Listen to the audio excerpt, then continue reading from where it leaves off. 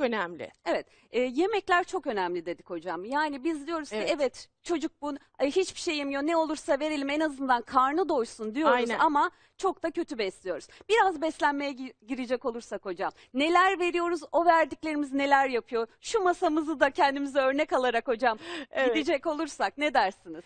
Şimdi tabii çocuk beslenmesinde yuvalardan tutalım hani marketler vesaire son derece hazır gıdalara yönelmiş Hı durumda. hı. Tabii ki çocuk bir çikolatanın veya tatlının tadını aldığı zaman bu insanda mutluluk hormonu salgılattığı için bağımlılık gibi düşünün. Hı hı. Çocuk bunu yeniden Devamını istiyor. istiyor. Yani bir kere başladığı anda o tatlının tadını almaya ve devamını getiriyor. Bunun sonucu olarak bir bakmışsınız artık her yemeğinde kahvaltıdan başlayarak kakaolu fındık ezmeleri, Hı kakaolu hı. gevrekler, Gofretler, her kakaolu şey. süt yani sırf süt içsin diye mesela kakao ile bunu Hı hı. renklendirip, şekillendirip çocuğa Evet, sunuyoruz. şu an hocam çok önemli bir şey söylüyor. Çocuğumuza sırf yesin diye kakaolu ve çikolatalı gıdalar verirsek bu çocuklarımızda bağımlılık yapıyormuş sevgili izleyenler. Sadece süt içsin diye kakao koyarsak içine bu çocuğumuzda reflüye kadar giden Aynen. sürece geliyor.